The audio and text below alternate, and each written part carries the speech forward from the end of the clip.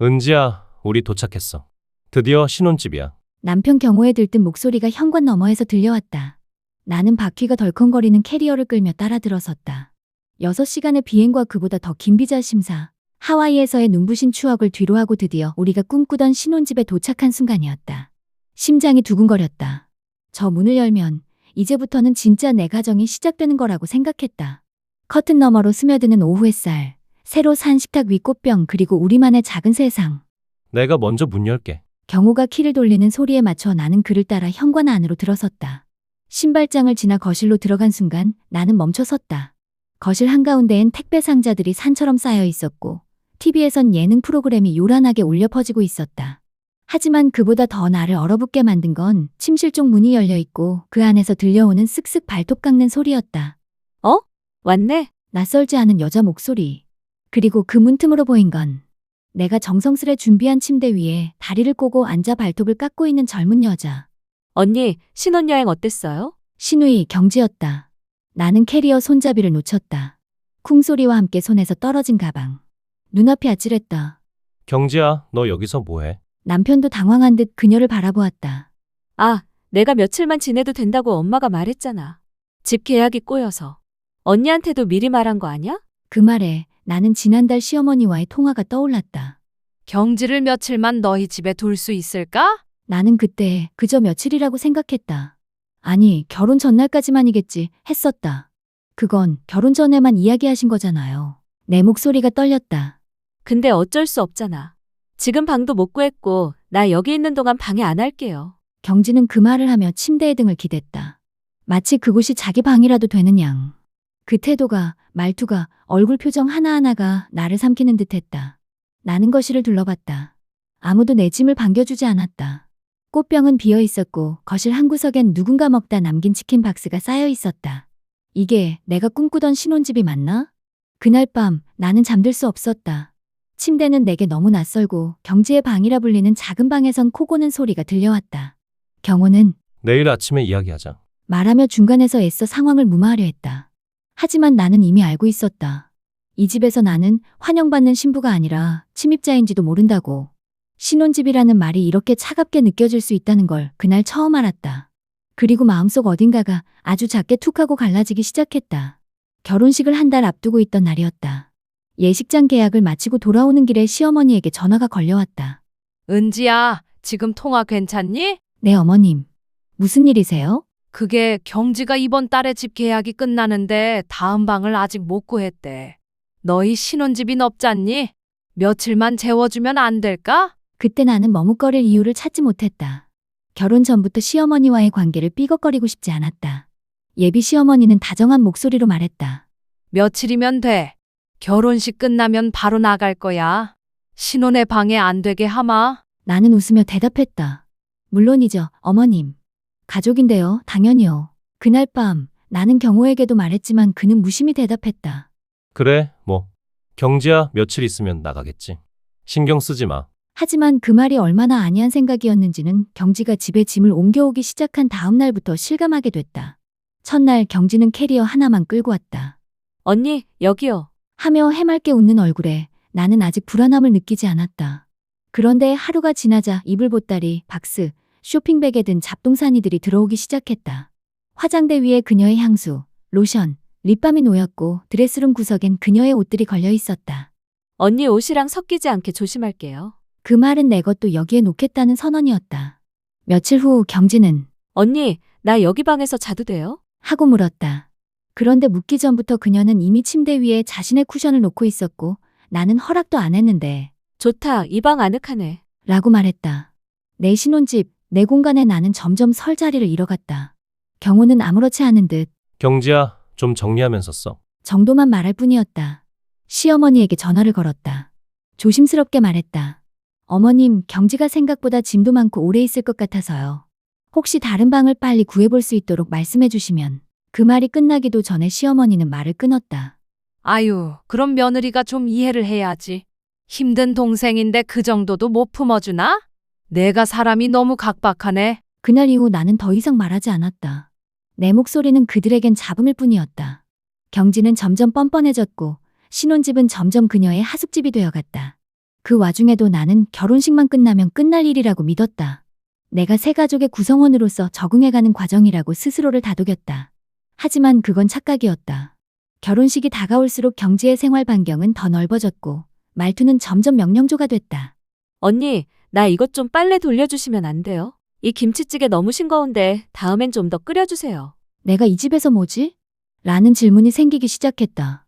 그리고 결혼식 당일 아침 화장을 하려고 드레스룸에 들어간 나는 경지의 속옷이 내 화장대 서랍에 섞여 있는 것을 보고 얼어붙었다. 이건 아니다. 정말 아니다. 그날의 그 장면이 내가 그 가족 안에서 느낀 첫 번째 경고였다. 경지와의 진짜 첫 만남은 결혼식 한 달 전, 신혼집에 그녀가 짐을 들이기 시작할 무렵이었다. 그날 나는 아직 가구가 채워지지 않은 집에서 커튼을 다는 작업을 하고 있었다. 언니, 낯선 목소리와 함께 문이 열렸고 검은색 오버핏 티셔츠에 레깅스를 입은 젊은 여자가 성큼 들어섰다. 단박에 알 수 있었다. 사진으로만 보던 경지, 남편의 여동생이었다. 처음 뵙죠? 반가워요. 나는 미소를 지었다. 경지는 내 손에 들린 망치를 힐끔 보더니 말없이 집안을 쓱 훑었다. 집 괜찮네. 사진보다 넓다. 말투엔 분명 미묘한 뉘앙스가 있었다. 인사치레도 겸손도 없는 그 단정적인 어투. 그리고 이어진 말이 더 당황스러웠다. 근데 커튼색은 좀 별로다. 약간 촌스러운 느낌. 나는 순간 말을 잃었다. 첫 대면에서 대놓고 인테리어 취향을 평가받을 줄은 몰랐다. 웃으며 넘겼지만 그 순간부터 나는 이 관계에 긴장하게 됐다. 며칠 뒤 경지는 저녁을 먹자며 집에 들렀다. 식사를 준비해놓고 기다리는데 그녀는 30분 늦게 도착하더니 입을 열었다. 언니, 소고기보단 차라리 닭갈비가 낫지 않았어요? 너무 느끼해서 두 젓가락밖에 못 먹겠네. 그 말은 마치 내게 요리를 하지 말라는 경고처럼 들렸다. 하지만 경호는 경지가 원래 표현이 직설적이라 그래. 악의는 없어. 라며 웃고 넘겼다. 나는 또다시 넘기기로 했다. 하지만 그날 이후 경지는 내게 불쑥불쑥 말을 걸며 사사건건 지적을 하기 시작했다. 언니, 저 화장품 무슨 브랜드예요? 나도 써봐도 돼요? 언니, 이 옷 어디서 샀어요? 좀 별로긴 한데 편해 보이긴 하네. 그러면서 슬쩍 내 화장대를 열고 립스틱을 꺼내 바르거나 내 방 안을 구경하며 혼잣말로 침대는 좋은데 이불이 싸 보이네? 라는 식의 말을 내뱉었다. 경호가 있는 자리에서는 경지는 상대적으로 조용했다. 하지만 나와 단둘이 있을 땐 그녀의 말은 꼭 바늘끝처럼 날카로웠다. 처음에는 의도적으로 넘기려고 했다. 예민하게 받아들이지 말자. 어차피 결혼 전이다. 하지만 날마다 누적되는 말들이 내 마음을 서서히 갉아먹기 시작했다. 그리고 결정적인 사건이 있었다. 결혼 준비로 바빠 머리도 제대로 못 감고 돌아온 날, 화장대 서랍을 열자 내가 아껴 쓰던 고가의 립밤이 열려 있었다. 뚜껑엔 경지의 손자국처럼 보이는 자국이 묻어 있었고, 옆에 있던 파우더는 뚜껑이 열린 채 흩어져 있었다. 그날 밤 경호에게 조심스럽게 이야기했다. 경지랑 있으면 내가 좀 불편해? 내 물건을 허락 없이 쓰고 말투도 날카롭고 경호는 한숨을 쉬었다. 은지야, 경지가 좀 무뚝뚝하고 자기만의 스타일이 강하긴 해. 근데 우리 집에선 다 익숙한 거라 너무 예민하게 받아들이지 마. 예민한 사람. 그것은 내가 앞으로 이 가족 안에서 듣게 될 단골 단어였다. 그리고 마지막 결정타는 결혼식 일주일 전 드레스 피팅을 마치고 집에 돌아왔을 때였다. 경지가 소파에 앉아 드레스 사진을 보고 있었다. 언니 이거 입은 거야? 예쁘긴 한데 가슴 라인이 좀 이상하지 않아요? 너무 부각되는 거 아니에요? 그 말은 칼날처럼 날아와 내 자존심을 베었다. 나는 웃으며 넘겼지만 그날 밤 나는 혼자 욕실에서 울었다. 머리를 감으며 내가 선택한 이 결혼이 맞는 걸까 처음으로 진지하게 자문했다. 경지는 나를 집안에 새로 들어온 외부인처럼 대했다. 다정한 여동생이 아니라 마치 내 공간을 탐색하고 자신의 영역을 지키기 위해 날 시험하는 듯한 태도였다. 하지만 나는 신부였다. 아직은. 그땐 그 사실 하나로 나를 지탱했던 것 같다. 그리고 곧 다가올 결혼식. 그날이 지나면 모든 게 달라질 거라고 철석같이 믿었다. 결혼식을 치르고 일주일 뒤 나는 결국 참지 못하고 시어머니께 전화를 걸었다. 조심스럽게 말을 꺼냈다. 어머님, 경지가 아직 집을 구하지 못한 건 이해하지만 신혼집이다 보니 저희 둘만의 시간이 좀 필요하거든요. 내 말 끝에 흐르던 침묵. 그리고 잠시 후 들려온 시어머니의 한마디. 은지야, 내가 좀 더 너그럽게 생각하면 안 될까? 경지는 아직 애기야. 사회 경험도 없고 상처도 많고. 나는 핸드폰을 귀에서 살짝 떼었다가 다시 붙였다. 잘못 들었나 싶었다. 애기? 29살 성인이? 경호보다도 성격이 더 뚜렷하고 말도 조리 있게 하는 사람이? 네, 그런데 경지가 제 물건을 허락 없이 쓰고 제 드레스룸에도 자꾸 그건 내가 너무 예민해서 그래. 경지가 무슨 아기를 가지고 그런 게 아니잖아. 너도 언니가 됐잖니? 언니라면 품어줘야지. 그 순간 내 안에서 무언가가 꺾였다. 시어머니에게 있어 나는 며느리일 뿐 가족이 아니었다. 그 집에서 경지는 늘 보호받아야 할 존재, 나는 참고 인내해야 할 외부인이었다. 말끝마다 따라오는 내가 좀 더 이해해야지 라는 문장에 내 존재는 계속해서 깎여나갔다. 어느 날은 시어머니가 불쑥 찾아왔다. 집에 들어서자마자 경지가 고생 많지? 라며 시누이의 등을 토닥였다. 그리고 나를 향해 말없이 웃기만 했다. 그 미소엔 따뜻함보다 냉소가 가득했다. 점심을 준비하며 주방에 서 있는데 시어머니가 내 뒤에서 소곤거렸다. 경지가 음식에 예민하니까 너무 자극적으로는 하지 말고. 원래 입맛 카다로운 애야. 그러곤 작은 소리로 덧붙였다. 사실 경지는 내가 좀 어려운가 봐. 말도 안 놓고 그러니까 내가 먼저 다가가 봐. 나는 놀랐다. 말투를 일부러 높이고 존댓말을 쓰는 건 경지가 나보다 어리기 때문이다. 시어머니는 그걸 문제 삼았다. 그리고 그 말엔 은근한 경고가 담겨 있었다. 너 때문에 애가 불편해진다는. 결국 나는 평소보다 더 부드럽게 말을 걸기 시작했다. 경지야, 밥 먹었어? 라고 물으면 그녀는 언니, 너무 부르지 마요. 부담돼요. 라고 툭 내뱉었다. 그날 저녁 경호와 대화하다가 나는 결국 눈물을 보였다. 당신 가족 안에서 나는 도대체 뭐야? 왜 나만 이해해야 해? 경호는 한숨을 쉬며 말했다. 우리 엄마가 좀 구식이라 그래. 경지는 어려서부터 힘든 일도 많았고 그냥 좀만 더 참아줘. 금방 방구할 거야. 금방이 언제야? 지금도 벌써 2달이야. 경호는 대답하지 않았다. 시어머니는 그 다음 주 김치며 밑반찬을 한가득 싸들고 또 왔다. 냉장고에 쑤셔 넣으며 말했다. 경지는 고춧가루 싫어하니까 그건 내가 혼자 먹어. 내가 입도 안 댄 김치였다. 경지가 좋아하는 음식만 냉장고에 가득 찼고 내 입맛은 거기에 존재하지 않았다. 그리고 마지막으로 시어머니는 내가 집안일을 하는 모습을 흘끔 보며 이런 말을 남겼다. 그래도 내가 좀 손이 느리긴 하다. 우리 집은 원래 다들 빠릿빠릿한 편이라. 그 말은 칭찬이 아니었다. 너는 우리 가족 스타일이 아니다라는 선언이었다.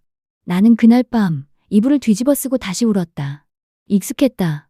익숙해지면 안 되는 감정에 익숙해지고 있는 내가 더 무서웠다.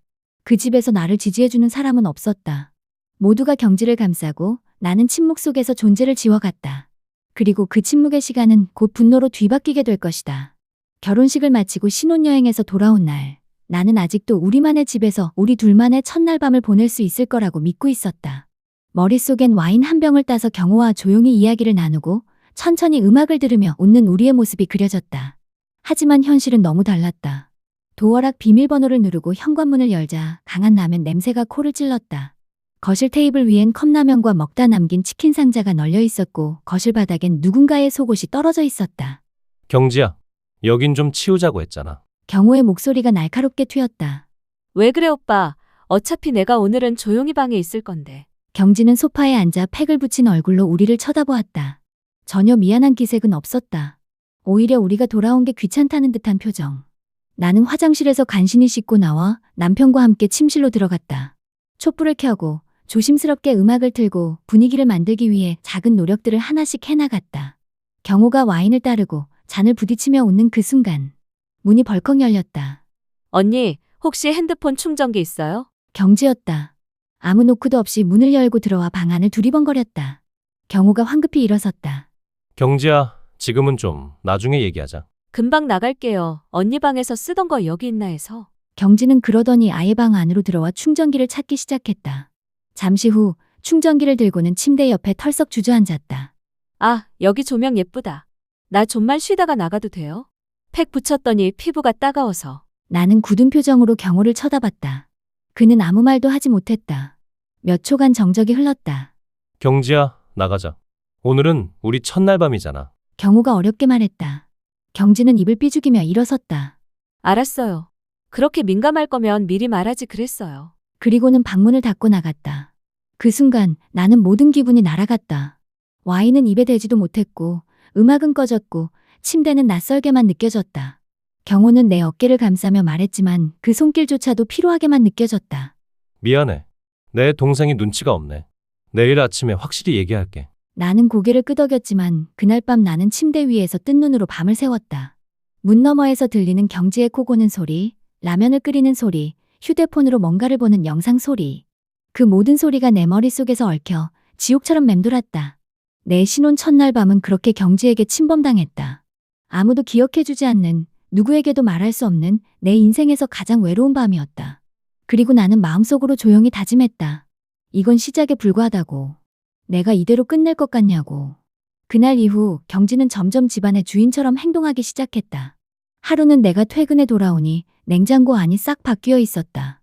내가 사둔 재료는 사라지고 경지가 좋아하는 다이어트 도시락과 무가당 두유만이 냉장칸을 채우고 있었다. 경지야, 내가 준비해둔 반찬들은? 언니, 그거 다 유통기한 지난 줄 알았어요. 그냥 버렸는데. 버리다니. 일주일도 안 된 반찬들인데. 나는 목소리를 눌러가며 말했다. 다음부턴 버리기 전에 한 번만 물어봐줘. 그거 다 돈 들여서 산 거니까. 경지는 씩 웃으며 말했다. 냉, 알겠어요. 근데 언니, 식단 좀 조절하셔야겠던데요. 냉장고 보니까 살찌는 음식밖에 없던데. 그 순간 무언가 내 안에서 탁 끊어지는 느낌이었다. 나는 웃으려다 웃지 못하고 손에 들린 장바구니를 내려놓았다. 며칠 뒤 나는 잠시 외출하고 돌아왔다. 거실에서 들려오는 웃음소리. 오빠는 왜 이런 여자랑 결혼했어? 경지의 목소리였다. 경호와 둘이서 영화를 보고 있었고 내 결혼 사진을 보며 농담을 하고 있던 참이었다. 나는 조용히 거실로 들어가 물었다. 무슨 이야기 하고 있었어요? 경지는 능청스럽게 웃으며 말했다. 그냥요, 언니 사진이 너무 고풍스러워서요. 약간 옛날 드라마 여주 같다고 했어요. 경호는 아무 말 없이 웃고만 있었다. 그 웃음이 나를 더 아프게 했다. 그날 밤 나는 다시 경호에게 말했다. 당신은 왜 나를 지켜주지 않아? 경호는 말없이 고개를 떨구었다.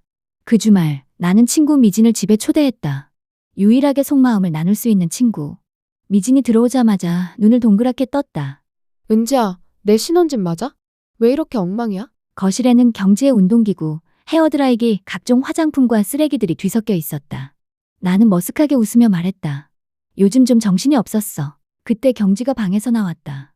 미진을 보더니 노골적으로 표정을 찌푸렸다. 아, 손님이 오면 미리 말이라도 좀 해주시지. 지금 샤워하려 했는데. 미진은 어이없다는 듯 웃었다. 그리고 나를 데리고 베란다로 나갔다. 은지야, 이건 아니야. 넌 신혼집에서 시누이한테 허락받고 살아야 돼. 그 말에 나는 아무 대답도 할 수 없었다. 미진은 내 손을 꼭 잡았다. 넌 참는 게 미덕이라고 생각하는데 그 사람들한테는 내 침묵이 약점이야. 그날 이후 나는 다시는 친구를 초대하지 않았다. 그 공간이 더 이상 내 공간이 아님을 깨달았기 때문이었다. 경지는 자고로 아침에 일찍 일어나지 않았다. 내가 출근 준비를 하며 분주하게 움직이는 동안에도 그녀는 거실 소파에 누워 유튜브를 보며 웃고 있었다. 언니, 오늘도 일찍 나가세요. 고생 많으시다. 비꼬는 듯한 말투. 나는 그 말을 한마디로 넘겼다. 어쩔 수 없지. 내가 돈 벌어야 하니까. 경지는 그 말에 눈을 흘기더니 남긴 말이 가관이었다. 그래도 오빠 월급보단 적으시잖아요? 오빠는 야근 수당도 있고. 나는 웃었다. 어이없는 웃음. 그 웃음 속에 서러움이 가득했다. 그날 밤 침대에 누워 경호에게 물었다. 당신 진심으로 나랑 결혼해서 행복해? 경호는 말이 없었다. 그 침묵이 모든 답이었다. 그리고 나는 마음속으로 다시 다짐했다. 더 이상은 참지 않겠다고. 이 집, 이 결혼, 이 가족 속에서 잊혀지지 않겠다고. 그날은 토요일 아침이었다. 평소처럼 눈을 비비며 일어나 커피를 내리려던 찰나 휴대폰에서 진동이 울렸다. 단체 대화방이었다. 경호 가족방이라는 이름의 카카오톡 단톡방. 경호, 시어머니, 시아버지, 경지 그리고 나. 결혼하면서 초대받았고 가끔씩 시어머니가 안부 인사나 밑반찬 사진을 올리는 정도였기에 별 의미를 두지 않았던 방이었다. 그런데 오늘은 뭔가 달랐다. 시어머니가 올린 긴 메시지로 대화가 시작됐다. 경지야, 오늘 아침은 잘 챙겨 먹었니? 오빠, 집에 있으니 그래도 든든하겠다. 그리고 이어진 경지의 메시지. 엄마, 언니가 요즘 너무 예민해요. 집안 분위기도 이상하고 눈치 보여서 못 살겠어요. 나는 잠시 손을 멈췄다. 이게 지금 뭐지? 이어서 시어머니가 보낸 답변. 그래? 아유, 새며느리가 좀 각박한 면이 있지. 그래도 내가 좀 참아? 금방 나갈 집도 아니잖니? 그 문장에서 나는 숨이 턱 막혔다. 금방 나갈 집도 아니잖니. 경지는 내가 이 방에 있다는 걸 잊었나? 아니면 알고도 쓴 걸까? 분노와 수치, 배신감이 동시에 밀려왔다. 경지의 다음 메시지가 쐐기를 박았다. 그냥 저보고 다른 데 알아보라고 하세요. 언니랑 더는 못 있겠어요. 집에만 오면 숨이 막혀요. 그 순간 커피포트에서 물이 넘쳤고 나는 황급히 손을 뻗어끄며 정신을 수습했다. 떨리는 손으로 폰을 다시 들었을 땐 시아버지의 말이 추가되어 있었다. 경지가 답답하면 조만간 방 구해주자. 근데 며느리한텐 너무 뭐라 하지 마라. 어차피 경우가 결정할 일이다. 그리고 마지막. 경호의 단 한 줄. 그래, 엄마. 내가 은지랑 이야기해볼게. 그랬다. 그는 내 편이 아니었다. 나는 아무 말도 하지 않았다. 단 한마디도. 그 단톡방은 그대로 조용히 닫았다. 대신 나는 조용히 옷을 갈아입고 집을 나섰다. 카페에 앉아 멍하니 핸드폰을 내려다보며 생각했다. 내가 뭘 그렇게 잘못했지? 신혼집에서 신혼부부가 둘만 있고 싶은 마음이 그렇게 비정상적인 감정인가? 내가 이상한 건가? 그날 밤 경호가 돌아와 말했다. 오늘 단톡방 그냥 경지가 좀 예민했던 것 같아. 너도 마음 풀고. 나는 말없이 고개를 저었다. 경지가 예민한 게 아니라 나한테 무례한 거야. 근데 당신은 그걸 끝까지 예민이라고 말하네. 경호는 침묵했다. 그날 이후 나는 단톡방을 나갔다. 그리고 경지에게도 시어머니에게도 아무 말 없이 선을 그었다. 나는 이제 준비가 되어 있었다. 이 집에서, 이 가족 안에서 진짜 내 목소리를 내기 위한 전쟁을 시작할 준비. 경지의 반격은 조용히 그러나 교묘하게 시작되었다. 어느 날 회사에서 일을 마치고 퇴근하던 중 동료 선배 윤정이 조심스레 내게 말을 건넸다. 은지 씨, 혹시 시댁에서 요즘 무슨 일 있어요? 나는 당황했다. 직장에서는 철저히 사적인 이야기를 숨기고 있었기 때문이다. 아니요, 왜요? 윤정은 머뭇거리며 말을 이었다. 그게 나 아는 친구 동생이 은지 씨 시누이랑 친구인데 은근히 이런저런 얘기를 하더라고. 그 말에 숨이 턱 막혔다. 경지가 또 무슨 말을 하고 다닌 걸까? 혹시 무슨 이야기인지 들으셨어요? 윤정은 말을 아꼈지만 결국 내게 들려준 이야기엔 믿기 힘든 말들이 섞여 있었다. 올케가 성격이 까다롭다. 신혼집을 자기 멋대로 꾸며서 가족들 숨 막히게 한다. 오빠한테 소리 지르며 지배하려 한다는 식의 내용. 그건 전혀 사실이 아니었다. 아니, 오히려 내가 눌려 살고 있었는데. 그날 밤 나는 경호에게 조심스럽게 이야기를 꺼냈다. 당신 경지가 밖에 나가서 이상한 소문 퍼뜨리는 것 같아. 내 동료한테까지 이야기가 들어왔어. 경호는 피곤하다는 듯 이 말을 짚었다. 은지야, 그럴 리가 없어. 경지가 무슨 이유로 그런 걸 해? 나는 핸드폰을 열어 윤정이 보낸 메시지를 보여줬다. 경지라는 친구가 언니를 약간 가스라이팅 피해자처럼 묘사하더라고요. 라는 문장. 경호는 그제 얼굴이 굳어졌다. 내가 알아볼게. 진짜라면 경지한테 단단히 말할게. 하지만 아무 일도 일어나지 않았다. 일주일이 지나도 경지는 변함없이 거실에서 웃고 있었고 나를 볼 때마다 일부러 더 살갑게 굴었다. 언니, 오늘 옷은 좀 낫네요. 어제 건 진짜 촌스러웠는데 크크. 그러고는 나를 향해 눈웃음을 지었다. 그 표정이 가장 무서웠다. 사람들 앞에선 상냥하고 내 앞에선 사납고 뒤에서는 칼날을 던지는 여자. 그러던 중 또 다른 메시지가 도착했다. 이번엔 대학 시절 친구 은미였다. 은지야, 경지랑 같은 헬스장 다니는 친구가 있는데 너 결혼 생활 별로라며? 진짜야? 헬스장, 카페, 미용실. 그녀는 내 삶의 모든 영역에서 내 이름을 사용하고 있었다. 내가 직접 말하지 않아도 내가 어떤 사람인지 정의 내리고 있었다. 나는 분노를 삼켰다. 이제는 단순한 갈등이 아니었다. 명예를 훼손하는 악의적인 공격이었다. 그날 밤 나는 거실에서 조용히 경지를 마주 앉혔다. 경지야, 나 요즘 이상한 소문을 자꾸 들어. 너 혹시 내 얘기하고 다니는 거 있어? 경지는 처음엔 눈을 동그랗게 떴다. 그러더니 곧 고개를 갸웃했다. 제가요? 아니에요. 그냥 친구들이 물어보길래 우리 가족 이야기 조금 한 것뿐인데요. 그 조금이 나한테는 큰 상처가 되고 있어. 그만해줬으면 좋겠어. 경지는 한숨을 쉬며 말했다. 알겠어요. 근데 언니도 너무 민감하게 생각하지 마세요. 다들 그런 이야기하면서 친해지는 거잖아요. 그 말에서 나는 확신했다. 그녀는 절대 멈추지 않을 거라는 걸. 그리고 나는 결심했다. 이제 나도 반격해야 한다고. 그동안 모은 메시지, 녹취, 날짜별로 기록된 일기. 모든 걸 증거로 만들 준비를 시작했다.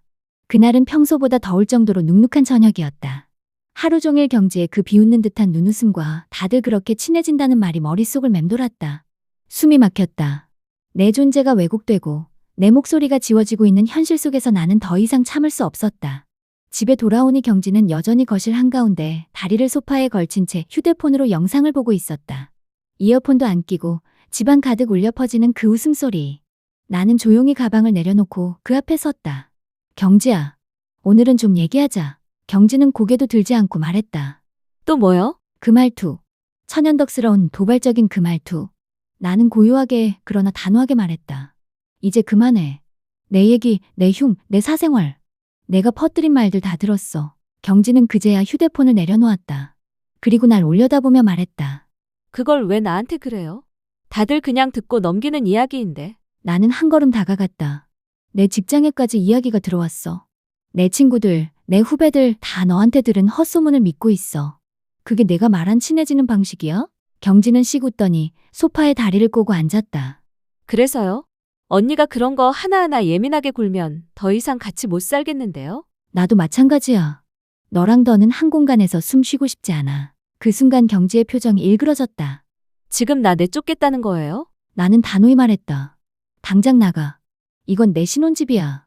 내가 올 이유도 머물 이유도 없어. 오빠한테 말할 거예요. 그래. 불러. 오늘은 그 사람도 같이 들어야 해. 경지는 경호에게 전화를 걸었다. 경호는 얼마 지나지 않아 퇴근하고 집에 들어섰다. 나는 경호 앞에서도 똑같이 말했다. 경지, 오늘 이 집에서 나가야 돼. 더는 못 참아. 경호는 당황한 눈치였다. 무슨 일이야? 갑자기 왜 이래? 나는 차분히 그러나 울컥한 감정을 억누르며 말했다. 그동안 내가 못 본 경지의 말과 행동, 이제 내가 다 모아놨어. 녹취도 있고 문자도 있고 필요하면 다 보여줄게. 하지만 지금 중요한 건 내 마음이야.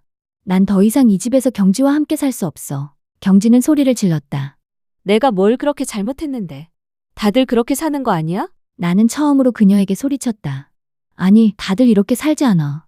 다들 신우이한테 사생활 침해당하고 험담 듣고 친구들한테 모욕당하면서도 참고 살진 않아. 나만 그런 줄 알았니? 경호는 말없이 우리를 번갈아 보다가 결국 말했다. 경지야, 오늘은 나가 있어. 당분간 친구 집에라도 있어봐. 은지가 지금 이럴 정도면 너도 생각해봐야 해. 경지는 믿을 수 없다는 듯 경호를 바라봤다. 오빠, 진짜? 응, 진짜야. 이건 내가 좀 심했어. 그 말에 경지는 그대로 문을 박차고 나갔다. 문이 닫히는 소리와 함께 나는 힘이 풀려 바닥에 주저앉았다. 눈물이 터져 나왔다. 한참을 울고 나서야 경호가 다가와 조용히 내 어깨에 손을 얹었다. 미안해, 내가 너무 늦게 알았어. 나는 고개를 저었다. 이제라도 알았으니 됐어. 하지만 아직 끝난 거 아니야. 나는 아직 다 치유되지 않았어. 경호는 고개를 끄덕였다. 나의 전쟁은 끝나지 않았다. 단지 이제 시작일 뿐이었다. 경지가 집을 나간 다음 날 아침, 아직 눈을 뜨기도 전에 전화벨이 울렸다. 화면엔 시어머니라는 글자가 떠 있었다. 예상하지 못한 건 아니었다. 나는 심호흡을 깊게 한 뒤 전화를 받았다. 네, 어머님. 은지야, 지금 당장 얘기 좀 하자. 내가 너 때문에 잠도 못 자고 밤새 뒤척였다. 목소리는 이미 날카로웠다. 나는 무릎을 세우고 침대에 앉았다. 경지하기를 하시려는 거죠? 그래. 내가 어떻게 경지를 집에서 내쫓을 수가 있어? 결혼한 언니가 되어서 내 시누이한테 그렇게까지 해야 했니? 나는 조용히 말했다. 어머님, 여긴 제 신혼집이에요. 결혼하고 6달 동안 경지는 한 번도 제게 허락을 구하지 않았어요. 제 물건을 쓰고 제 사생활을 침범하고 험담을 퍼뜨렸습니다. 그건 가족이 아니에요. 무례한 방문자죠. 하지만 시어머니는 내 말을 듣지 않았다. 그 애가 얼마나 상처를 받았는 줄 알아? 지금 친구 집에서 울면서 전화했는데 내가 무섭다고 하더라. 언니가 날 집어삼킬 듯이 쳐다봤다고. 그게 시댁 식구한테 할 말이니? 나는 핏대를 세우지 않기 위해 노력했다. 경지 씨가 제게 한 말들과 행동은요? 어머님은 그건 보지 않으셨잖아요. 제가 참은 건요? 잠시 침묵. 하지만 시어머니는 곧 다시 불쾌한 말투로 이어갔다. 넌 너무 이기적이야. 결혼했다고 자기 집이라고 생각해? 결혼은 가족이 되는 거야. 시누이 하나 품지 못하면서 어떻게 며느리라고 할 수 있니? 나는 더는 참고 싶지 않았다. 목소리를 낮췄지만 단호하게 말했다. 어머님, 가족은 서로를 존중할 때 의미가 있는 거예요. 제가 참고 품으면서 무너져가는 걸 가족이라 부를 순 없어요. 이건 이기심이 아니라 제 자신을 지키기 위한 선택이에요. 시어머니는 탄식을 내뱉었다. 우리 집안이 이렇게까지 무너질 줄은 몰랐다. 내가 들어오고 나서부터 모든 게 뒤틀렸어. 그 한마디가 내 등을 찔렀다. 결국 모든 책임은 나였다. 언제나 시어머니의 머릿속엔 며느리라는 존재는 가족이 아닌 외부인일 뿐이었다. 통화가 끝난 뒤 나는 멍하니 앉아 창밖을 바라봤다.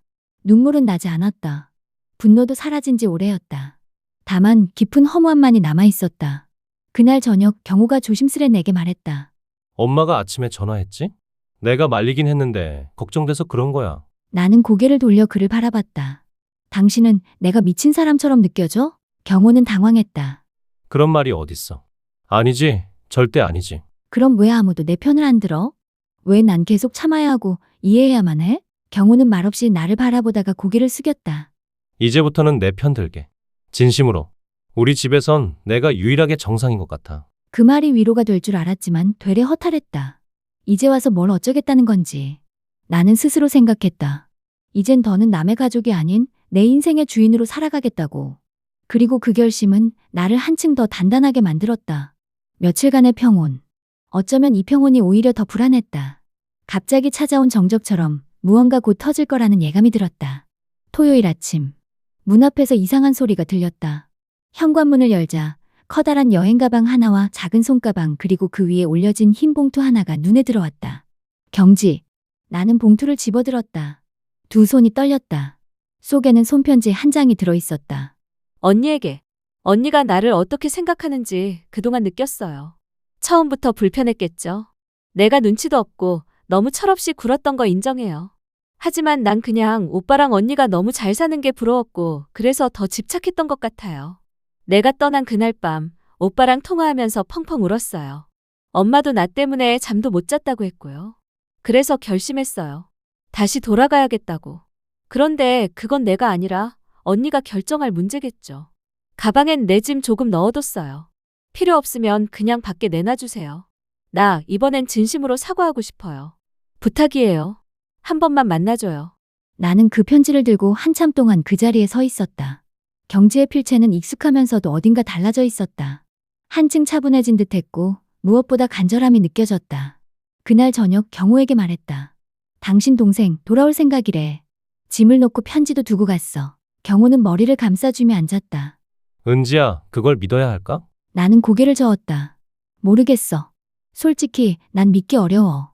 하지만 만약 정말 진심이라면 한 번쯤 기회를 줄 수도 있지 않을까? 경호는 내 눈을 바라보며 말했다. 결정은 너한테 맡길게. 이번만큼은 진심으로. 다음 날 나는 경지에게 전화를 걸었다. 경지야, 내 편지 받았어. 경지는 한참을 말이 없다가 떨리는 목소리로 대답했다. 언니, 미안해요. 정말로. 나도 이제야 내가 뭘 잘못했는지 알겠어요. 나는 조용히 말했다. 내가 정말 그 마음이면 얼굴 보고 얘기하자. 내일 오후에 카페에서 보자. 이제 모든 건 그 만남에서 결정될 것이다. 경지가 정말 달라졌는지 아니면 또다시 반복일지. 나는 더 이상 물러서지 않기로 했다. 다시는 침묵하지 않을 것이다. 일요일 오후 햇살이 따스하게 내리쬐는 조용한 카페. 커다란 유리창 옆 창가 자리에 앉아 나는 두 손을 맞잡고 경지를 기다리고 있었다. 한참 동안 시계를 바라보기를 반복하다 문이 열리는 소리에 고개를 들었다. 경지가 들어왔다. 검은 니트에 단정한 머리, 짙지 않은 화장. 확실히 예전보다 한층 차분해 보였다. 그녀는 나를 보자마자 고개를 숙여 인사했다. 언니, 늦어서 죄송해요. 나는 고개를 끄덕이며 말했다. 괜찮아. 앉아. 경지는 조심스럽게 내 맞은편에 앉았다. 순간 그녀와의 지난 기억들이 머릿속을 스쳐 지나갔다. 신혼 첫날 밤의 침범, 거실의 비웃음, 그리고 내 뒷담화를 일삼던 수많은 순간들. 경지는 작게 한숨을 쉬며 말을 꺼냈다. 언니, 나 정말 미안해요. 그땐 내가 뭘 잘못했는지도 몰랐어요. 근데 언니랑 떨어져 지내보니까 알겠더라고요. 내가 너무 철이 없었어요. 나는 차가운 눈빛으로 그녀를 바라봤다. 정말 미안하면 왜 그런 소문을 퍼뜨렸어? 내 친구들이 직장 선배가 내 성격이 이상하다는 얘기를 내 입에서 들었다고 말하더라. 경지는 눈을 동그랗게 뜨며 당황한 듯 고개를 저었다. 저 그런 적 없어요. 아니, 진짜로 그런 말 한 적 없어요. 그냥 친구들이 물어보니까 조금 말한 건데 그렇게까지 번졌을 줄은 몰랐어요. 그게 문제야. 넌 항상 그렇게 말해. 그럴 의도는 아니었다. 그냥 조금 말했을 뿐이다. 하지만 그 조금들이 내 삶을 망가뜨렸어. 경지는 입술을 깨물고 있었다. 눈가가 붉어지더니 이내 눈물을 흘렸다. 나 진짜 이제는 언니한테 잘하고 싶어요. 정말이에요. 그냥 언니랑도 가족처럼 지내고 싶었어요. 근데 그게 마음처럼 안 되더라고요. 나 사랑받고 싶었나 봐요. 나는 잠시 침묵했다. 경지의 눈물 속에서 진심인지 연기인지 도무지 분간할 수 없었다. 하지만 나는 마음을 굳혔다. 경지야, 나는 너를 미워하고 싶지 않아. 진짜로. 하지만 이건 시간으로 증명해야 할 일이야. 당장 돌아오라는 말은 안 할게. 너도 너 자신을 돌아볼 시간이 필요할 거야. 경지는 고개를 끄덕이며 말했다. 네, 저 정말 그렇게 할게요. 언니한테 받은 충고 평생 잊지 않을 거예요. 그녀는 조용히 자리에서 일어섰다. 나도 뒤따라 일어났다. 카페 밖에서 헤어지며 마지막으로 내가 말했다. 다음에 다시 마주했을 때 오늘보다 조금 더 솔직한 내가 되었으면 좋겠어. 경지는 조용히 고개를 숙였다. 그녀가 돌아서는 뒷모습을 보며 나는 아직도 그녀를 완전히 믿을 수는 없었다. 하지만 마음 한구석 어딘가엔 아주 작게나마 기대가 움트고 있었다. 이제 폭풍은 잠시 멈췄다. 그러나 아직 끝은 아니었다. 경지와의 만남 이후 마음속에 작은 평온이 찾아오는 듯했다. 그러나 그 평온은 오래가지 않았다. 그 주 수요일 나는 경호의 핸드폰에서 이상한 메시지를 하나 보게 됐다. 경호 씨, 오늘도 7시에 봐요. 지난번처럼 카페 뒷좌석이 좋아요. 수진. 수진? 낯선 이름이었다. 처음 보는 번호. 그 메시지를 보는 순간 심장이 철렁 내려앉았다. 가슴이 쿵쾅거리고 손끝이 얼어붙었다. 나는 그 자리에 그대로 멈춰섰다. 수많은 상상이 머릿속을 휘저었다. 바람일까? 다른 여자일까? 혹시 경지의 친구? 아무 말도 하지 못하고 그저 마음속에서 파도가 밀려왔다. 나는 경호가 퇴근하자마자 조용히 물었다. 오늘 7시에 약속 있어? 경호는 멈칫하더니 고개를 끄덕였다. 응, 친구 만나기로 했어. 어떤 친구? 그냥 대학 동기. 수진? 경호의 표정이 굳었다. 그는 당황한 듯 눈을 깜빡이며 말했다. 내가 그걸 어떻게? 메시지 봤어. 일부러 본 건 아니야. 알림으로 떴어. 경호는 한숨을 쉬며 앉았다. 그냥 말 안 했던 거야. 내가 괜히 오해할까봐. 진짜로 친구야. 대학 때 같은 팀 과제 하던 친구. 나는 그를 뚫어져라 바라보았다. 진심인지 아닌지 도무지 감을 잡을 수 없었다. 근데 왜 몰래 만나? 왜 비밀로 해? 그냥 복잡하게 만들기 싫었어. 요즘 집안일도 복잡한데 괜히 이것까지 신경 쓰게 하고 싶지 않아서. 그 말은 더 큰 의심을 낳았다. 나는 잠자코 있었다. 그날 밤 경호는 평소보다 늦게 들어왔다. 향수 냄새가 났다. 늘 쓰던 향이 아니었다. 다음 날 나는 친구 미진에게 모든 걸 털어놨다. 미진은 단호했다. 은지야, 이건 의심해야 돼. 너 지금까지 너무 많은 걸 참고 살았잖아. 이번엔 그냥 넘어가면 안 돼. 나는 결심했다. 진실을 밝히기로. 며칠 후 경호가 다시 외출한 날. 나는 카페 근처에 갔다. 수진이라는 이름으로 예약된 자리를 찾았다. 멀리서 경호와 한 여자가 마주 앉아 웃고 있었다. 정말 아무 사이 아닌 걸까? 나는 멀리서 사진을 찍었다. 그리고 돌아오는 길 눈물이 났다. 그 장면이 아니라 그 상황을 직접 확인해야 하는 내 처지가 서글펐다. 집에 돌아온 나는 경호에게 조용히 물었다. 수진 씨랑 다시 만났지? 경호는 놀란 눈으로 나를 보더니 고개를 끄덕였다. 응. 근데 진짜 아무 사이 아니야. 수진이 요즘 이혼 준비 중이라서 고민 들어주고 있었어. 나도 아는 누나 통해서 알게 된 거야. 나는 믿고 싶었다. 하지만 믿을 수 없었다. 지금까지의 모든 일들 속에서 나는 너무 많은 것을 잃었다. 그리고 그날 밤 나는 경호 몰래 수진에게 문자를 보냈다. 안녕하세요. 저는 경호의 아내입니다. 두 분 관계에 대해 직접 이야기하고 싶습니다. 수진은 바로 답장을 보냈다. 예상했어요. 만나 뵐게요. 그렇게 또 하나의 진실이 드러나려 하고 있었다. 일요일 오후 약속 장소는 인적 드문 골목 끝의 작은 카페였다. 햇살이 창가를 비추는 자리에 먼저 앉아있던 여자가 고개를 들었다. 수진. 단정한 외모에 고요한 눈빛을 가진 그녀는 내가 들어오자마자 조용히 일어섰다. 안녕하세요. 은지 씨죠? 나는 고개를 끄덕이며 자리에 앉았다. 수진은 따뜻한 차를 건넸고 한참 동안 아무 말 없이 서로를 바라봤다. 경호 씨와 어떻게 하세요? 내가 먼저 입을 열었다. 수진은 살짝 웃으며 말했다. 대학 동기예요. 그땐 그냥 스쳐 지나가는 사이였는데 몇 달 전 우연히 SNS에서 다시 연락이 닿았어요. 나는 눈을 가늘게 떴다. 아싸나스. 왜 그런 말은 나와 나눈 적 없었을까? 자주 보셨어요? 수진은 고개를 저었다. 3번 정도? 근데 제가 요즘 이혼 문제로 정신이 없어서 누군가랑 이야기하고 싶었어요. 경호 씨가 이야기 잘 들어줘서 저도 모르게 의지하게 됐어요. 그녀는 차를 한 모금 마시고 나서 조용히 덧붙였다. 하지만 분명히 말씀드릴게요. 경호 씨랑은 아무 일도 없었어요. 단 한 번도 그런 감정 갖지 않았어요. 오히려 제가 미안했어요.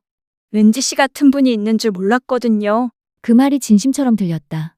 동시에 더 혼란스러워졌다. 근데 왜 그런 시간에 그런 장소에서 만나셨어요? 수진은 망설이다가 가방에서 종이 한 장을 꺼냈다. 이혼 상담 목록이었다. 사실 경호 씨가 저 도와주겠다고 법률 상담 연결도 해줬어요. 이건 그날 가려던 상담소 위치였어요. 제가 부탁했어요. 나는 멍해졌다. 눈앞에 진실이 선명한 듯 흐릿했다. 경호 씨는 좋은 사람이에요. 근데 그게 오히려 상처가 될 수 있단 걸 그분은 모르시는 것 같아요. 그 말이 이상하게 아프게 다가왔다. 좋은 사람. 누구에게? 나에겐 지금껏 좋은 사람이 아니었다. 수진과의 대화를 마치고 돌아오는 길 경호에게 전화를 걸었다. 당장 얘기 좀 하자. 솔직하게. 하나도 빠짐없이. 경호는 날 기다렸다는 듯 고개를 끄덕였다. 그날 밤 그는 처음으로 진짜 속마음을 꺼냈다. 미안해. 난 그냥 누구에게라도 좋은 사람이 되고 싶었던 것 같아. 내 앞에선 부족한 남편이지만 누군가에겐 의지가 되고 싶었어. 나는 차가운 눈으로 그를 바라봤다. 당신이 그렇게 애써 도와준 사람은 수진이었겠지만 당신이 외면한 사람은 바로 나야. 나도 의지하고 싶었어. 그는 아무 말도 하지 못했다. 그 침묵이 변명보다 더 아팠다. 며칠의 시간이 흘렀다. 경호와의 대화 이후 나는 스스로를 다잡으려 했었다. 나도 우리도 회복할 수 있으리라 믿고 싶었다. 하지만 그 평온은 너무도 쉽게 깨졌다. 그날은 목요일 저녁이었다. 퇴근 후 현관문을 여는 순간 익숙한 향수 냄새가 났다. 향기의 주인은 단 한 명. 경지였다. 언니, 깜짝 놀랐죠?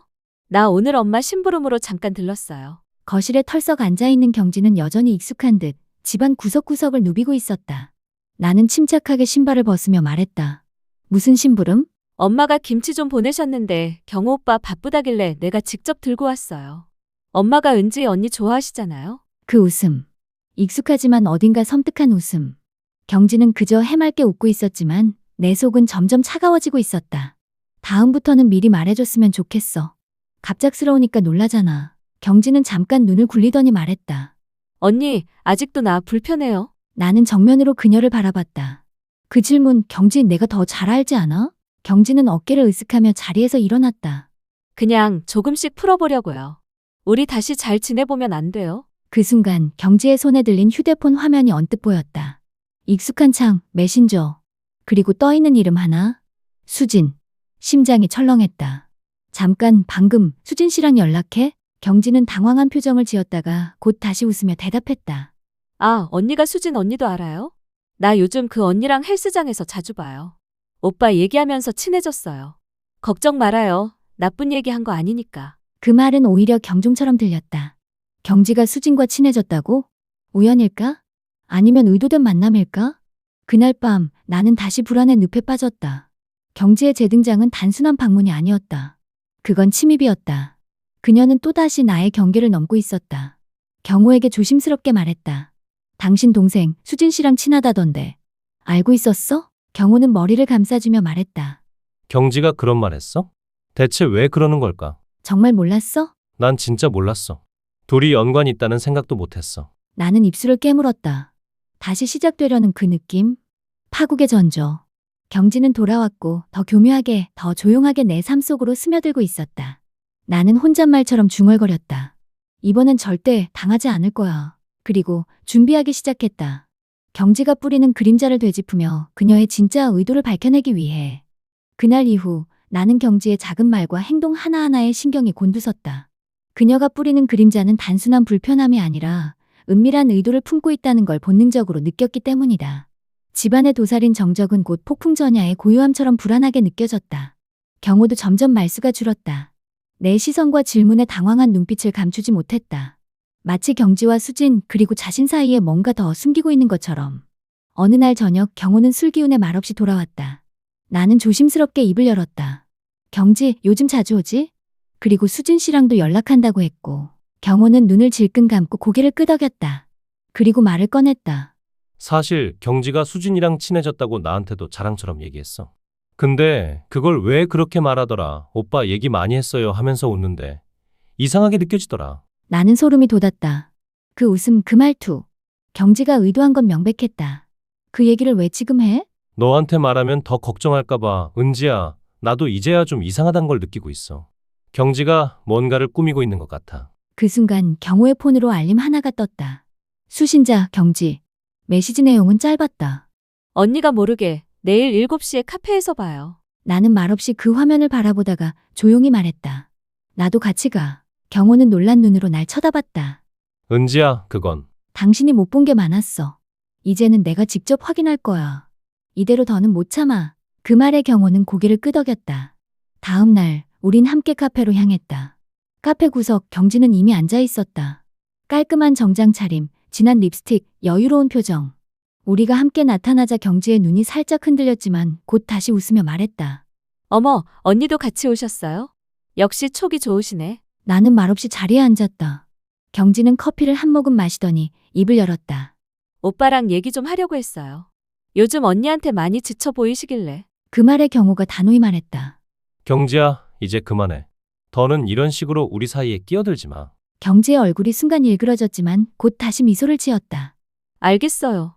다들 예민하신 것 같아서요. 나는 차가운 눈으로 그녀를 바라봤다. 경지야, 내가 이 집안에서 무슨 역할을 하려고 하는 건지 모르겠지만 이건 경고야. 더는 내 인생을 침범하지 마. 내가 뭘 하든 다 지켜볼 거야. 경지는 아무 말 없이 나를 바라보았다. 그리고 천천히 자리에서 일어섰다. 알겠어요. 언니, 이번엔 진짜로. 그녀가 떠나간 뒤 나는 경호를 바라보며 말했다. 우리 사이도 지금이 전환점이야. 당신도 이제 선택해야 해. 그리고 나도 마음속으로 다짐했다. 다시는 흔들리지 않겠다고. 경지의 그림자는 아직 거치지 않았지만 나는 더는 두렵지 않았다. 경지가 떠난 지 며칠이 흘렀다. 카페에서의 대면 이후 그녀는 다시 모습을 드러내지 않았다. 평소 같으면 하루에도 몇 번씩 톡을 보내고 집에 들이닥치던 그녀였다. 그 조용함이 오히려 섬뜩했다. 폭풍이 지나간 것 같았지만 나는 알았다. 아직 끝나지 않았다는 것을. 그날 밤 경호가 퇴근하며 말없이 내게 USB 하나를 건넸다. 이거 내가 봐야 할 것 같아. 나는 고개를 갸웃하며 컴퓨터에 USB를 꽂았다. 그 안엔 한 폴더, 그리고 영상 몇 개가 들어있었다. 폴더명 경지. 클릭하자 화면이 재생됐다. 거실 CCTV 영상이었다. 우리 집이었다. 신혼 초기 경지가 집에 혼자 있었던 날. 영상 속 경지는 내 화장대를 열어보며 립스틱을 바르고 옷장 문을 열어 옷을 꺼내 입었다. 그리고는 거울 앞에서 포즈를 취하며 셀카를 찍고 있었다. 나는 손을 덜덜 떨며 다음 영상을 열었다. 이번엔 경지가 친구에게 전화를 하는 장면이었다. 아, 몰라. 언니 진짜 재수없어. 내 옷 입지 말라니? 여기가 자기 집이래. 신혼이랍시고 재수없게 굴어. 내가 얼마나 참았는데. 다음은 수진과의 통화 녹음. 언니, 경호 오빠도 은지 언니 좀 지겨워한대요. 그냥 사람들 앞에서는 잘하는 척하는 거지. 언니만 몰랐어요? 나는 더 이상 영상을 틀 수 없었다. 눈앞이 핑 돌았다. 모든 퍼즐이 맞춰지기 시작했다. 경지는 단순한 신우이가 아니었다. 그건 악이었다. 치밀한 파괴였다. 경호는 내 어깨를 조심스레 감쌌다. 미안해. 나도 몰랐어. 경지가 이렇게까지 내가 무서워했던 게 뭔지 이제야 알겠어. 나는 한참을 울었다. 억울했던 지난 시간들이 주마등처럼 스쳤다. 모든 것을 증명할 수 있는 증거가 내 손안에 있었다. 그리고 나는 결심했다. 더는 숨지 않을 거야. 경지를 그냥 두지 않겠어. 그 주 금요일 나는 녹음 파일과 영상, 캡처 자료를 정리해 USB에 담았다. 변호사 사무실 문을 열며 말했다. 이건 가정 내 정신적 폭력에 해당하는 사안입니다. 경지 씨를 고소하고 싶어요. 변호사는 고개를 끄덕이며 파일을 하나씩 확인했다. 증거는 충분합니다. 다만 상대가 가족이라 법적으로는 조정 권유가 먼저 있을 겁니다. 그래도 강하게 대응하겠습니다. 나는 고개를 끄덕였다. 이제 그녀에게 뿌린 모든 그림자들을 되돌려줄 시간이었다. 고소장을 제출한 날 변호사 사무실을 나서며 나는 하늘을 올려다보았다. 흐리던 하늘은 구름이 걷히고 있었다. 내 마음속에도 오랜만에 햇살이 비치는 듯했다. 그러나 현실은 그렇게 쉽게 변하지 않았다. 며칠 후 법원에서 조정 일정 통보가 왔다. 경지와의 첫 공식 대면이 법정에서 이루어질 예정이었다. 나는 그날을 위해 모든 증거 자료를 재정리하고 경호에게도 필요한 진술서 작성을 부탁했다. 이제 진짜 내 편에서 싸울게. 경호의 말은 한때 위로였지만 지금은 필수였다. 이 싸움은 감정이 아니라 생존의 문제였다. 조정 당일 법원 대기실에서 경지를 마주한 순간 그녀는 마치 아무 일도 없었던 듯 미소를 지었다. 언니, 법까지 가는 건 좀 너무한 거 아니에요? 나는 차갑게 응수했다. 너무했던 건 너야. 내가 견딜 수 있었던 건 기적이었고 이건 내 인생을 지키는 과정이야. 조정위원 앞에서 양측은 자신의 입장을 밝혔다. 나는 경지의 영상과 음성 파일 그리고 수진과의 관계에 대한 캡처 자료까지 모두 제출했다. 조정위원은 말없이 자료를 검토하더니 고개를 끄덕였다. 정신적 피해가 심각하다는 점을 감안할 때 피신청인의 행위는 분명히 가정 내 괴롭힘으로 판단될 수 있습니다. 경지는 그제서야 입을 삐죽이며 말했다. 저는 그냥 오빠랑 언니가 너무 닮지 않아서 불안했을 뿐이에요. 저도 저만의 가족을 지키고 싶었어요. 그 눈물, 그 목소리. 한때 나를 망가뜨린 그 연기의 일부였다. 나는 더 이상 흔들리지 않았다. 조정 결과 경지에게 접근 금지 명령이 내려졌고 이후 위반 시 법적 처벌이 따른다는 경고가 주어졌다. 그날 밤 집으로 돌아오는 길. 경호는 조용히 내 손을 잡았다. 미안해. 널 이 지경까지 몰아넣은 게 나라는 사실이 너무 부끄럽다. 나는 말없이 그의 손을 꼭 잡았다. 이 싸움은 끝이 아니라 시작이었다. 나는 다시 일어서야 했고 이제부터는 결코 다시 무너지지 않을 것이다. 그리고 나는 결심했다. 이 경험을 기록으로 남기겠다고. 나처럼 고통받는 이들이 더 이상 침묵하지 않도록. 경지에게 접근 금지 명령이 내려진 이후 삶은 한동안 조용했다. 나는 조금씩 숨을 돌릴 수 있었고 집안엔 다시 평화가 깃드는 듯했다. 하지만 평화란 언제나 가장 약한 고리에서 깨지는 법이었다. 그날은 경호가 늦은 퇴근을 한 날이었다. 피곤한 얼굴로 들어선 그는 뭔가 망설이는 듯 보였다. 무슨 일이야? 그는 망설이다가 결국 입을 열었다. 어머니한테 전화가 왔어. 경지가 실종됐대. 그 말은 나를 얼어붙게 했다. 실종이라니. 경지가 갑자기 사라졌다고? 언제부터? 이틀 전부터. 폰도 꺼져 있고 친구들한테도 연락 안 된대. 마지막으로 목격된 게 우리 집 근처야. 그 말에 나는 소름이 돋았다. 집 근처? 설마 접근 금지를 어긴 건가? 다음 날 경찰로부터 연락이 왔다. 경지를 마지막으로 본 사람이 CCTV를 통해 확인되었다는 것이다. 경지는 우리 집 뒷골목에서 약국 방향으로 걷고 있었다. 그 시각은 내가 늦은 회식에서 돌아오던 바로 그날 밤이었다. 경호는 침묵했고 나는 더욱 불안해졌다. 경지가 사라진 게 단순한 사건이 아니라는 불길한 예감이 들었다. 며칠 후 집 앞으로 익명의 편지 한 통이 도착했다. 필체는 정제되어 있었고 안에는 사진 몇 장이 동봉되어 있었다. 한 장엔 내가 친구와 대화하는 모습, 또 다른 한 장엔 경호와 함께 있는 순간이 찍혀 있었다. 그리고 마지막 한 장. 경지가 낯선 남성과 함께 어딘가를 걸어가는 모습. 사진 뒷면엔 이렇게 적혀 있었다. 당신이 모르는 진실은 아직 남아 있습니다. 나는 그 자리에 주저앉았다. 이건 단순한 가족 간의 갈등이 아니었다. 누군가 혹은 무언가가 이 상황을 지켜보고 있었다. 경지가 사라진 이유는 무엇일까? 이 편지를 보낸 이는 누구인가? 그리고 나는 무엇을 모르고 있는 것인가? 고요 속의 균열은 점점 벌어지고 있었다.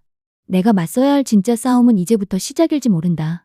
경지의 실종 이후 우리 집은 다시금 무거운 정적에 휩싸였다. 경호는 점점 말수가 줄었고 나는 그가 매일 밤 몰래 노트북을 열어 무언가를 검색하는 걸 알면서도 묻지 않았다. 숨기고 있다는 걸 뻔히 알지만 묻는 순간 깨져버릴 것 같았다. 하지만 어느 밤 경호가 조심스럽게 입을 열었다. 은지야, 혹시 예전에 경지가 친했던 남자 얘기 기억나? 나는 고개를 끄덕였다. 대학 때 교제하던 남자. 집안 문제로 헤어졌다는 오래전 이야기였다. 그 사람 박진우 요즘 다시 경지 주변에서 목격됐대. 사진 속 남자도 그 사람이 맞을 가능성이 크대. 경호의 말은 내 심장을 조여왔다. 오랜 시간이 지난 후에도 경지는 과거에 갇혀 살았다는 걸 이제서야 깨달은 것 같았다. 그날 밤 나는 혼자 박진우에 대해 검색했다. 그리고 충격적인 사실을 알게 됐다.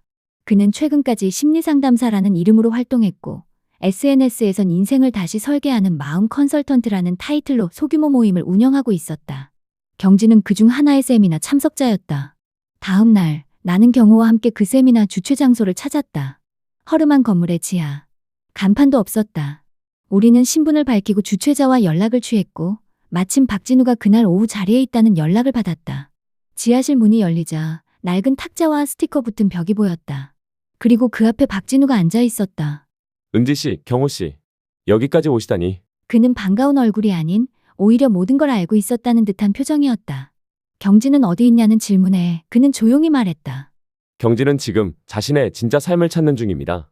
가족이라는 이름으로 감시받고 비교당하고 무시받던 시간에서 벗어났어요. 그게 당신이 정의한 치유예요? 가족을 버리고 잠적하는 게? 내가 분노를 참지 못하고 외치자 그는 고개를 저었다. 경지는 버린 게 아니라 떠난 겁니다. 그 선택을 한 건 스스로였고 저는 그저 도왔을 뿐이에요. 그 순간 문이 열리고 경지가 들어왔다. 수척한 얼굴, 그러나 눈빛만큼은 또렷했다. 언니, 경호 오빠, 나 괜찮아.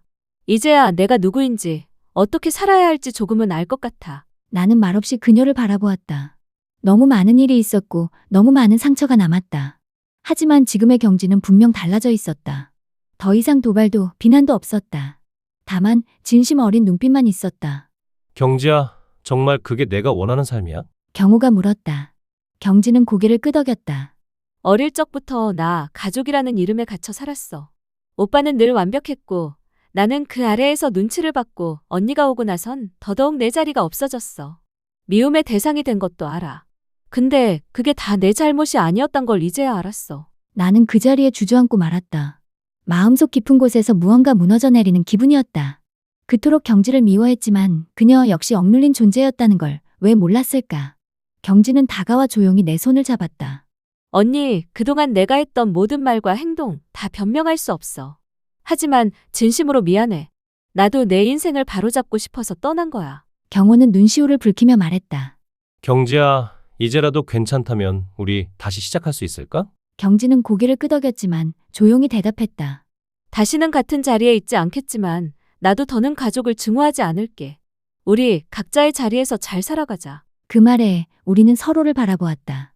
싸움, 상처, 오해. 그 모든 끝자락에서야 진짜 진심의 모습을 드러냈다. 며칠 후 경지는 다시 자취방으로 돌아갔다. 경호와 나는 함께 병원 상담도 시작했다. 서로를 이해하기 위한 늦었지만 필요한 시작이었다. 그리고 나는 나의 경험을 글로 써내려가기 시작했다. 이 사연을 세상에 알리기로 결심했다. 누군가 나처럼 고통받고 있을 또 다른 사람에게 작은 위로가 되기를 바라면서 이제 나는 안다. 진실은 때로 고통스럽지만 그 속에야말로 우리가 진짜로 만나야 할 감정이 숨어 있다는 것을. 가족이란 이름 아래 모든 걸 감내할 필요는 없다. 하지만 이해하려는 마음만은 끝까지 놓지 말아야 한다. 이제 이 이야기는 끝났지만 또 다른 나를 위한 새로운 시작이 열리고 있다.